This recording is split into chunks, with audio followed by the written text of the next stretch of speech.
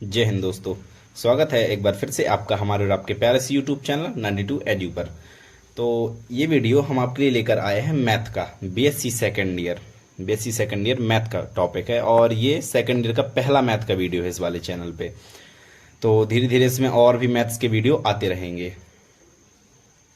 इस वाले वीडियो में हम अनुक्रम सीक्वेंस के बारे में पढ़ेंगे। इसमें सीक्वेंस का एक प्रकार होता है कॉसी सीक्वेंस। इस कॉसी सीक्वेंस के बारे में इस वाले वीडियो में पढ़ेंगे और उसकी जो मोस्ट थ्योरम्स हैं हम उन्हें भी इसमें सॉल्व करेंगे। तो अगर आप हिंदी मीडियम वाले हैं तो इस वीडियो को ज़रूर देखें, और अगर इंग्लिश मीडियम वाले भी हैं तो सॉल्विंग देखो सेम रहती है दोनों मीडियम के लिए। जो सॉल्विंग मैं अभी इनकी थ्योरम्स की सॉल्विंग बताऊंगा वो बिल्कुल सेम रहती है। तो आप इंग्लिश मीडियम वाले हैं तो कोई दिक्कत की बात नहीं है, आप भी इस वीडियो को देख सकते हैं। ओके, तो चलिए देखते हैं सीक्वेंस के बारे में, क्योंकि कॉसी सीक्वेंस के पहले हमें सीक्वेंस जानना चाहिए कि वैसे अनुक्रम होता क्या है। तो सबसे पहले बस नॉर्मली छोटे छोटे बेसिक्स की अनुक्रम और लिमिट ऑफ सीक्वेंस, अनुक्रम की सीमा, ये चीज़ें बस थोड़ी हम जानते हैं, फिर थ्योरम्स को देखते हैं। तो सीक्वेंस अनुक्रम ये एक प्रकार का फंक्शन होता है, एक फलन होता है जिसे एसएन से हम डिनोट करते हैं। और इस फलन की खास बात ये होती है कि इसका जो प्रांत होता है डोमेन, ये होता है वो प्राकृतिक संख्याओं का समुच्चय। डोमेन होता है वो नेचुरल नंबर होता है, और जो सह प्रांत होता है कोडोमेन, ये होता है रियल नंबर्स, वास्तविक संख्याओं का समुच्चय। बस ये होता है इसमें। जैसे अगर इसमें आप एन की वैल्यू, आप कहाँ तक एन की वैल्यू जाती है 1 से इन्फिनिटी, यहाँ तक एन की वैल्यू जाती है।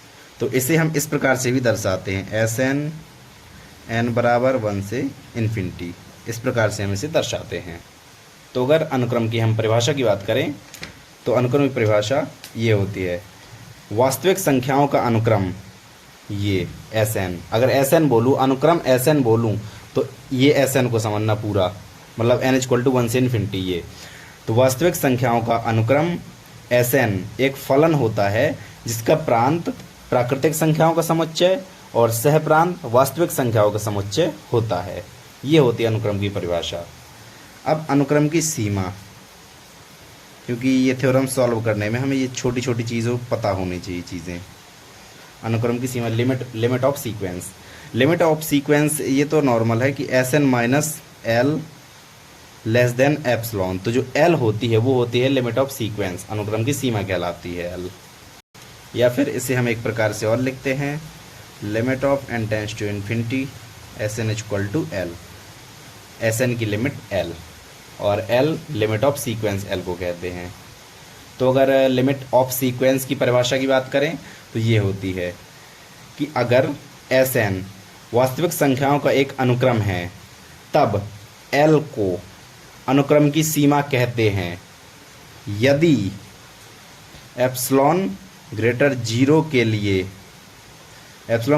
लिए m equal to m epsilon का अस्तित्व इस प्रकार हो कि S N minus L less than epsilon for every n greater equal m। ये होती है, अगर हम परिभाषा की बात करें तो ये होती है अनुक्रम की सीमा की परिभाषा। बट नॉर्मली इसकी परिभाषा की ज़्यादा आवश्यकता नहीं पड़ती, हमें यही पड़ती है कि इसे सीमा कहते हैं। अगर इस प्रकार से लिखा हो लेस देन एप्सिलॉन हो तो जो एल होता है वो अनुक्रम की सीमा कहलाता है। ओके, तो अनुक्रम की सीमा भी हो गई। इसके बाद एक और छोटा सा टर्म जो जिस चीज़ के बारे में पढ़ना है वो है कॉशी सीक्वेंस। कॉशी सीक्वेंस, इसके बारे में और थोड़ी पढ़ लेते हैं। कॉशी सीक्वेंस, इसकी परिभाषा की बात करें तो एक अनुक्रम एस एन यदि हमने माना कि एस एन वास्तविक संख्याओं का एक ऐसा अनुक्रम, एक अनुक्रम है, तब एस एन को कॉशी अनुक्रम कहते हैं यदि एप्सिलॉन ग्रेटर जीरो के लिए धनात्मक पूर्णांक पी एप्सिलॉन का अस्तित्व इस प्रकार हो कि S N minus S M less than epsilon for every N M greater equal P. इसे कहते हैं, क्या कहते हैं? Cauchy sequence. तो कॉशी सीक्वेंस की परिभाषा क्या होती है? माना Sn वास्तविक संख्याओं का एक अनुक्रम है, तब Sn को कॉशी अनुक्रम कहते हैं यदि एप्सिलॉन ग्रेटर 0 के लिए धनात्मक पूर्णांक p बराबर p एप्सिलॉन का अस्तित्व इस प्रकार हो कि Sn minus Sm less than epsilon for every n m greater equal p। तो इसे कहते हैं हम Sn जो होता है, ये होता है हमारा कॉशी सीक्वेंस। ये भी एक प्रकार का सीक्वेंस है Sm, और ये भी सीक्वेंस, दोनों सीक्वेंस हैं। ओके, तो ये हुए छोटे छोटे टर्म अपने। अब इसमें जो हम ये 4 थ्योरम्स पढ़ेंगे, इन 4 थ्योरम्स को देख लीजिए। सबसे पहले हम पढ़ेंगे प्रत्येक अभिसारी अनुक्रम एक कॉशी अनुक्रम होता है। Every convergent sequence is Cauchy sequence, ये है first theorem. Every convergent sequence is Cauchy sequence. Number दूसरी, प्रत्येक कॉशी अनुक्रम परिबद्ध होता है परंतु इसका विलोम सत्य नहीं है। या फिर every Cauchy sequence is bounded and inversely it's not true. Every Cauchy sequence is bounded, परिबद्ध होता है और इसका विलोम सत्य नहीं, ठीक है। तीसरा, कॉशी की सीमा पर प्रथम प्रमेय, Cauchy's first theorem on limit. Okay, Cauchy's first theorem on limit. और नंबर चौथा, Cauchy second theorem on limit. तो ये 4 थ्योरम्स हम इस वीडियो में पढ़ेंगे। तो ये वीडियो शायद काफ़ी लंबा बन जाए, तो चलिए देखते हैं, पढ़ते हैं। तो ये है हमारी सबसे पहली theorem, every convergent sequence is Cauchy sequence. तो चलिए इसे हम प्रूफ करते हैं। तो कॉशी, सबसे पहले हम जानते हैं कॉशी सीक्वेंस की डेफिनेशन। ये क्या अभी हमने पढ़ी है, ये इस प्रकार से पढ़ी है हमने, Sn minus Sm less than epsilon for every n m greater equal p। अगर ये हमारा प्रूफ हो जाता है Sn minus Sm less than epsilon, तो वो हमारा सीक्वेंस कॉशी सीक्वेंस हो जाएगा। तो हमें एक अनुक्रम लेना है और उसे कॉशी सीक्वेंस प्रूफ करना है, मतलब ये चीज़ हमें प्रूफ करनी है। लेस देन एप्सिलॉन, इसकी वैल्यू लेस देन एप्सिलॉन हो। अगर लेस देन एप्सिलॉन हो गई तो हमारा सीक्वेंस कॉशी सीक्वेंस हो जाएगा। तो चलिए देखते हैं। सबसे पहले अनुक्रम की सीमा जो अभी मैंने बताई, अनुक्रम की सीमा, इसकी परिभाषा क्या बताई? Mod Sn minus L less than epsilon for every n greater equal p। n, हाँ, for every n greater equal p, ये होती है अनुक्रम की सीमा की परिभाषा। अगर हम n के स्थान पर m रख दें तो Sm minus L less than epsilon for every n greater equal p। अब यहाँ पर एप्सिलॉन क्या होता है, एक चीज़ और बता दूँ कि एप्सिलॉन होता है टेंस टू 0। एप्सिलॉन लगभग 0 तक पहुँचने ही वाला होता है, बस थोड़ी रुक जाता है 0 तक पहुँचते पहुँचते। तो एप्सिलॉन की वैल्यू होती है less than, tends to 0। Okay, तो चलिए आगे। अब लेस देन एप्सिलॉन है, इसकी वैल्यू लेस देन एप्सिलॉन है, एप्सिलॉन टेंस टू 0 है। अगर हम एप्सिलॉन बाई 2 कर दें तो कोई फ़र्क पड़ेगा? वही आसपास, ये 0 ही के आसपास रहेगा। अगर एप्सिलॉन बाई 2 कर दो तो भी और 0 के पास में हो जाएगा, तो कोई ज़्यादा फ़र्क नहीं पड़ेगा। यहाँ पर भी बटे में 2 कर लो। बटे में 2 क्यों किया? क्योंकि हमें आगे चल के नहीं जोड़ना है, तो जोड़ेंगे तो डायरेक्ट एप्सिलॉन बस रह जाएगा, इसलिए हमने बटे में 2 कर लिया है। तो अभी आगे, अब हमें वैल्यू निकालनी है Sn माइनस Sm। अगर इसकी वैल्यू हमारी लेस देन एप्सिलॉन आ गई तो हम कह देंगे कॉशी सीक्वेंस है, अगर ना आई तो नहीं कहेंगे हम। तो ठीक है, देखते हैं। Sn, L जोड़ लो घटा लो, minus L plus L minus Sm, ठीक है, बढ़िया है, बराबर मॉड Sn माइनस L, इसे एक कोष्टक में कर लो, प्लस L माइनस Sm, एक में से कर लो। अब एक थ्योरम होती है, एक सेकंड, Sn माइनस Sm, एक थ्योरम होती है, यहाँ साइड में बता देता हूँ, A प्लस B का mod less than equal to mod A plus mod B, ये एक थ्योरम होती है, ठीक है। तो इसी थ्योरम का हम इस्तेमाल करेंगे। ये देखिए, A प्लस B का मॉड, तो क्या हो जाएगा? Less than equal to mod A, मतलब mod Sn minus L plus mod B L minus Sm, ये हो जाएंगे 2 पार्ट्स में, और यहाँ पर लेस देन इक्वल टू लग जाएगा। Mod Sn minus L plus S M minus L. अब देखो एस एम कैसे हो गया, अगर आप इससे माइनस कॉमन ले लेते हो तो माइनस मॉड के बाहर जाएगा तो प्लस हो जाएगा, तो सेम रहेगा, इसलिए हमने यहाँ पर डायरेक्ट चेंज कर दिया है। अब एस एन माइनस एल और एस एम माइनस एल, इसकी वैल्यू क्या है, ये S N minus L less than, कहाँ गया, हाँ एप्सिलॉन बाई टू है। देखिए एस एन माइनस एल का मान less than epsilon by to है, और एस एम माइनस एल का मान less than epsilon by to है। तो यहाँ पर जो ये लेस देन इक्वल टू है, ये केवल लेस देन रह जाएगा, और epsilon by two plus epsilon by two, इन दोनों, ये दोनों लेस देन है ना, तो less than epsilon by two. या फिर जैसे अगर ऐसे नहीं समझ में आ रहा है तो इसी के आगे less than epsilon by two plus epsilon by to, ये ठीक है। और हमने इसे और इन दोनों को बस ले लिया है, शुरू वाला एंड वाला बीच वाला हमने नहीं लिया, तो बस डायरेक्ट हमने ऐसा लिख दिया। इस ऐसे भी आप समझ सकते हैं, एस एम और mod S N minus S M less than epsilon, ये हो गया हमारी कॉशी सीक्वेंस, हो गया। और यहाँ पर चूंकि हमने m लिया है तो यहाँ पर भी m आएगा, एंड लिख दो for every N M greater equal P, बस ये हो गया हमारा कॉशी सीक्वेंस। तो अभी हमने पढ़ी है first theorem, every convergent sequence is Cauchy sequence. अब पढ़ते हैं हम सेकंड थ्योरम। हाँ, तो अब बारी है theorem number second, every Cauchy sequence is bounded and inversely is not true.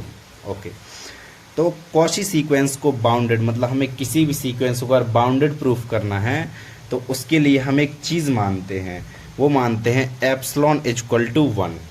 Epsilon की वैल्यू हम वन मान लेते हैं अगर हमें किसी भी सीक्वेंस को बाउंडेड प्रूफ करना है। वन का मान ग्रेटर देन जीरो है, एप्सिलॉन भी ग्रेटर जीरो होता है ना, एप्सिलॉन टेंस टू जीरो लेकिन ग्रेटर जीरो होता है ना, तो इसलिए हमने एप्सिलॉन का मान वन मान लिया। सो वन ग्रेटर जीरो, ठीक है। इसमें हम ये चीज़ मानते हैं, किसी को भी हमें बाउंडेड अगर प्रूफ करना है तो हम ये चीज़ मानते हैं।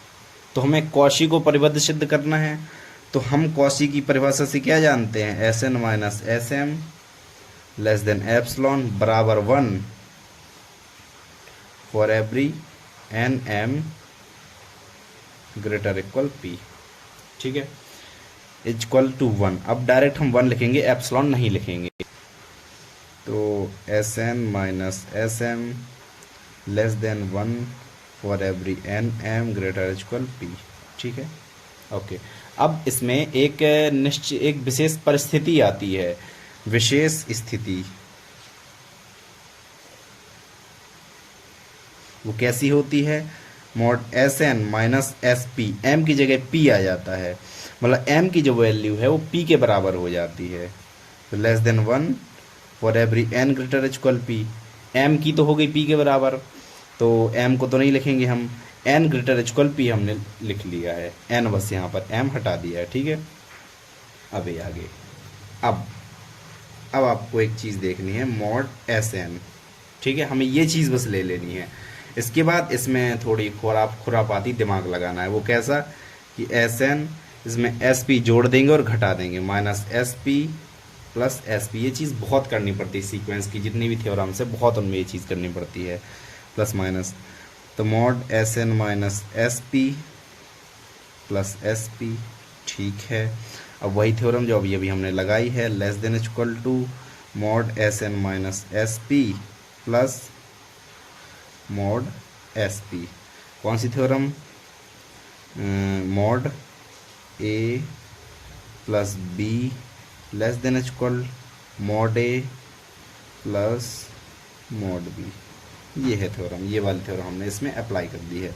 अब इसकी वैल्यू क्या है, s N minus S p less than one, तो less than one plus mod s P, ठीक है ना, ये लो लेस देन, इसका लेस देन वन इसलिए इक्वल टू हट जाएगा क्योंकि लेस देन वन बस है, इसलिए इसका इक्वल टू हट जाएगा। अब भी आगे, अब एक पिछली थ्योरम है, m equal to maximum of s one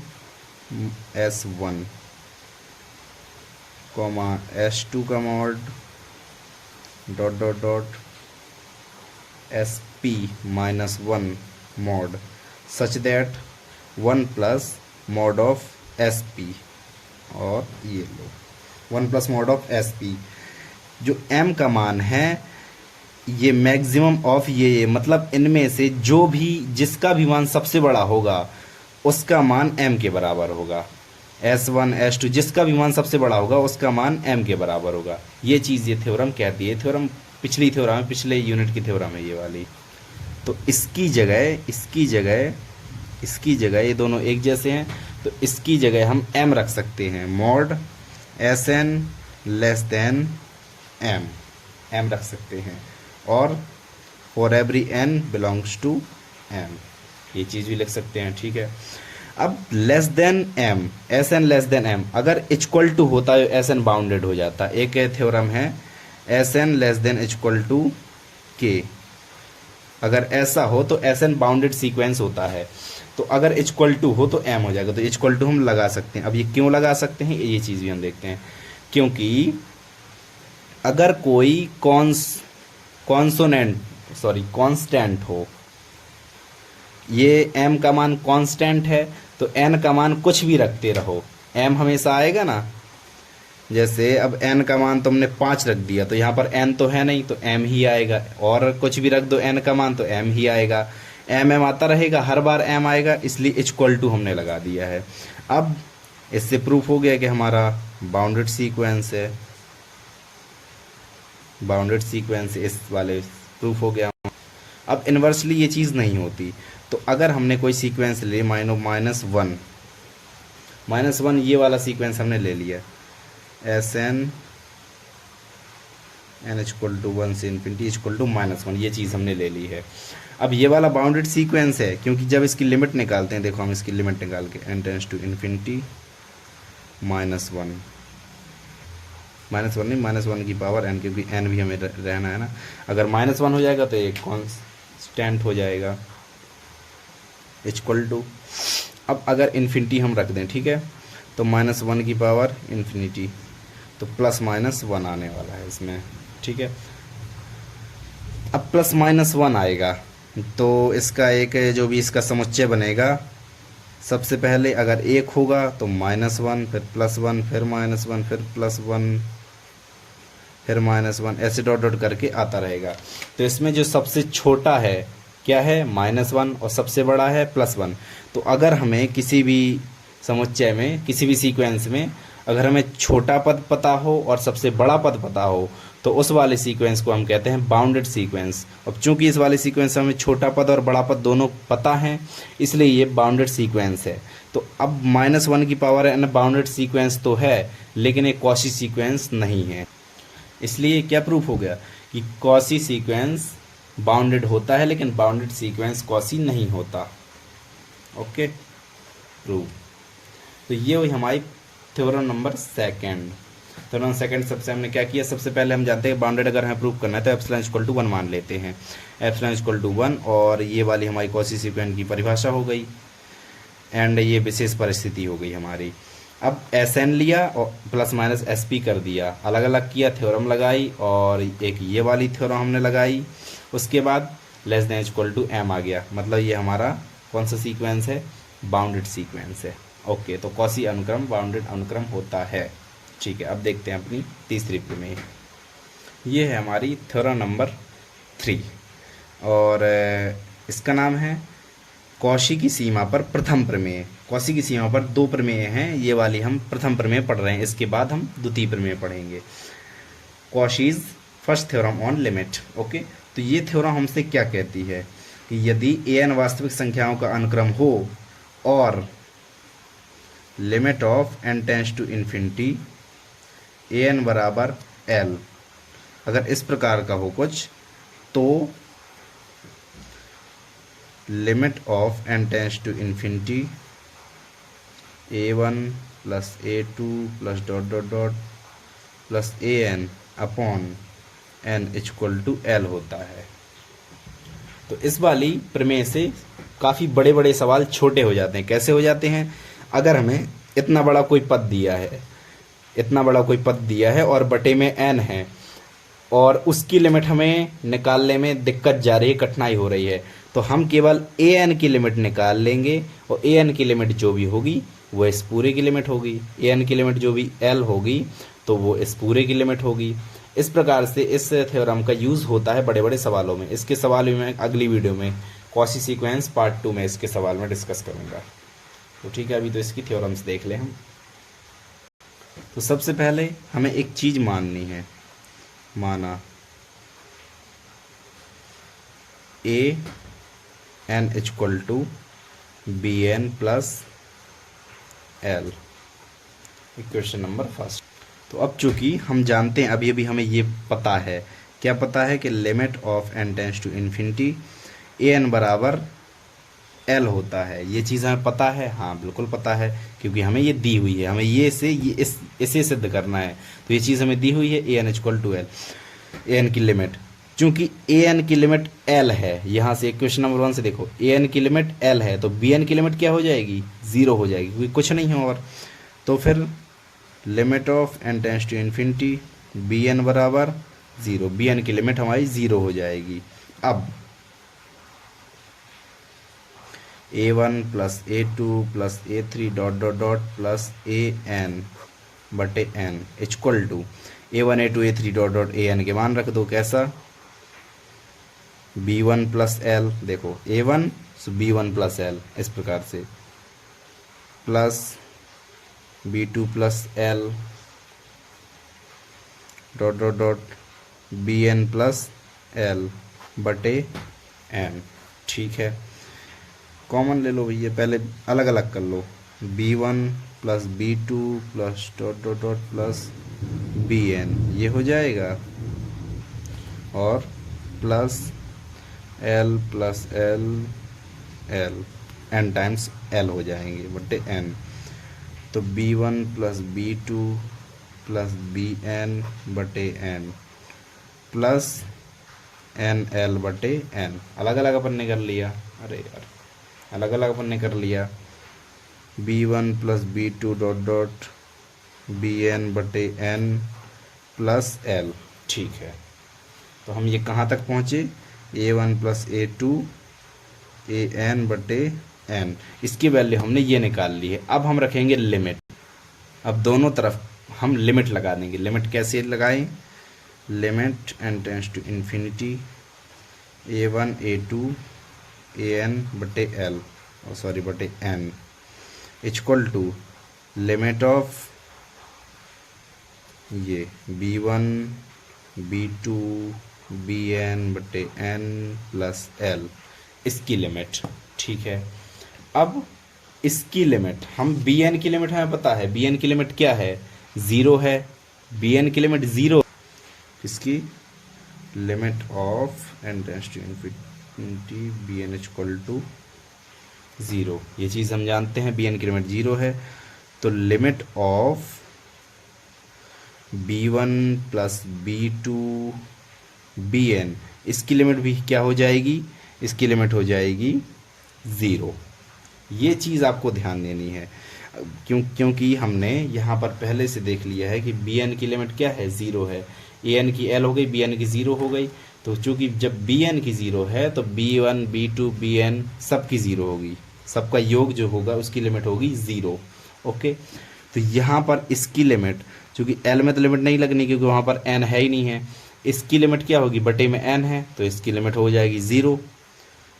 ऊपर जब रखेंगे 0 बटे एन इक्वल टू 0, ठीक है, इसकी लिमिट 0 हो जाएगी। तो हमारे पास क्या बचेगा, लिमिट ऑफ ए एन बटे एन इक्वल टू, इसकी लिमिट हो गई 0, क्या बचा, सिर्फ एल बचा, और ये हो गया हमारी कॉची की फर्स्ट थ्योरम प्रूफ। ऐसी है कॉची की फर्स्ट थ्योरम, कैसी है, सबसे पहले देखो हमें मानना है a N equal to b N plus l, a n की लिमिट एल है, बी एन की लिमिट 0 है। अब इसे हमें सॉल्व करना है, इसका a1 a2 ए एन के मान रख के धीरे धीरे सॉल्व करना है, और अपने पास ये चीज़ मिलेगी, ये चीज़। अब इसमें दोनों तरफ लिमिट लगा देना है। तो चूंकि इसकी लिमिट हमारी 0 है तो इसकी लिमिट 0 हो जाएगी, और केवल l बचेगा, तो इसलिए यहाँ पर l आया है। तो प्रूफ हो गया कि अगर ए एन की लिमिट l हो तो इस इतने बड़े पूरे पद की लिमिट भी l होती है। ओके, ये हुई हमारी थर्ड थ्योरम। तो हमारी लास्ट थ्योरम कॉची की सीमा पर द्वितीय थ्योरम। अब इस थ्योरम के बारे में इसका भी एक कथन है। जैसे अभी हमने पिछले का देखा, ए एन की सीमा एल हो तो उतने बड़े पद की सीमा भी एल होती है। इसी प्रकार इसमें भी है कि अगर इसकी सीमा इतनी हो तो बाकी पद की सीमा भी इतनी ही होती है, ऐसा कुछ है इसमें। ठीक है, तो चलिए हम इसमें देखते हैं। अगर वास्तविक संख्या कोई अनुक्रम हो और limit of N tends to infinity A N plus one बटे A N equal to L, मतलब इस वाले जो पद है इसकी लिमिट एल हो तो क्या होता है, limit of N tends to infinity A n की power one upon n equal to l होता है। ठीक है, ये चीज़ हमें प्रूफ करनी है। इसकी लिमिट अगर एल हो तो इसकी लिमिट भी एल होती है, और इसका यूज़ सवालों में बहुत ज़्यादा होता है। जैसे सवाल आपको दे दिए जाएंगे इतने बड़े बड़े, तो छोटे से फॉर्म में उसकी लिमिट निकल आती है। ठीक है, तो चलिए देखते हैं, इसे हम प्रूफ करते हैं। प्रूफ, हमने टी एन एक अनुक्रम माना है, T N N equal to one से इन्फिनिटी, टी एन एक अनुक्रम माना है, और वो अनुक्रम इस प्रकार है कि टी वन बराबर ए वन, टी टू बराबर ए टू बटे ए वन। ठीक है, अगला पद इसके अगला पद और जो पिछला पद है, टी थ्री बराबर ए थ्री बटे ए टू, और टी एन बराबर ए एन बटे ए एन माइनस वन। ठीक है, हमने एक पद माना है, जैसे पिछले माना था a N equal to b N plus l, ऐसे एक माना था, इसमें भी एक चीज़ अपने मान ली है। अब अगर सबका गुणा कर दें, T one, T two, T three into सब में इंटू टी एन, तो क्या बचेगा, देखो ए वन से ए वन कट जाएगा, ए टू से ए टू, ए थ्री से ए थ्री, मतलब सब कट कट के ए एन इतना बस बचेगा। इसे हम इक्वेशन नंबर 1 डाल दिया। अभी इसकी हमें आवश्यकता आगे चल के पड़ेगी। अब limit N tends to infinity A N plus बटे A N equal to L, ये हमें कहाँ दिया है, ये हमें पहले से ये चीज़ हमें दी है। अब हमने n की जगह n माइनस वन हमें रखना है, n की जगह n माइनस वन हमने ले लिया। ठीक है, मतलब एक पिछला पद ले लिया हमने, ये चीज़ समझ लो कि एक पिछला पद ले लिया। तो limit of n tends to infinity A N बटे ए n minus one equal to L. ठीक है, और ए एन बटे ए एन माइनस वन ये क्या है, किसका मान है, ये ए एन बटे ए एन माइनस वन किसका मान है, टी एन का मान है, टी एन का। तो फिर limit of T N equal to L. ठीक है, इक्वेशन नंबर 2 डाल दो इसे। अभी इक्वेशन 1 और 2 हमें मिल गई हैं। अब आगे देखते हैं, अब हमें क्या करना। तो एक उपप्रमेय होती है। उपप्रमेय किस प्रकार की होती है, देखो उपप्रमेय जिससे ये तुरंत सिद्ध हो जाएगा। उपप्रमेय क्या होती है कि limit of N tends to infinity T n बराबर एल हो, टी एन बराबर एल हो, तो limit of N tends to infinity t one, T two, t n की power 1 upon n equal to l होता है। ये एक उपप्रमेय है, ये आपको याद करनी पड़ेगी। ये जस्ट इस प्रमेय के जस्ट पहले है ये वाली उपप्रमेय। ठीक है, तो ये एक उपप्रमेय, अगर टी एन की लिमिट एल हो तो इस पद की लिमिट भी एल होती है। ठीक है, तो टी एन की जगह हम ये चीज़, ये पूरा पद रख देंगे। ठीक है, limit of N tends to infinity t one, T two, t N equal to t n के 1 upon n equal to l. अब t one, T two, t n इसका मान क्या है, t one, T two, t n, मतलब इनका सबका गुणा क्या है, देखो कहाँ है, t one, T two, T three, t n, इसका गुणा का मान ए एन है। तो बस तो हमारी proof n tends to infinity A n की power 1 upon n equal to L, ये चीज़ हो गई हमारी प्रूफ। तो किससे हमने प्रूफ किया, इससे, इसे प्रूफ किया हमने। ए एन प्लस 1 अपॉन ए एन की लिमिट अगर एल हो तो ए एन की पावर 1 अपॉन एन की लिमिट भी एल होती है। तो ये हुई हमारी 4 एलिमेंट कॉची सीक्वेंस। थोड़ी ये कठिन है, लेकिन हाँ धीरे धीरे अगर आप बार बार वीडियो देखेंगे तो आप अच्छे सीख जाएंगे इन्हें। तो इस वीडियो को हम यहीं पर एंड करते हैं। वीडियो देखने के थैंक यू सो मच। मिलते हैं एक और नए वीडियो के साथ। Thank you so much, bye bye.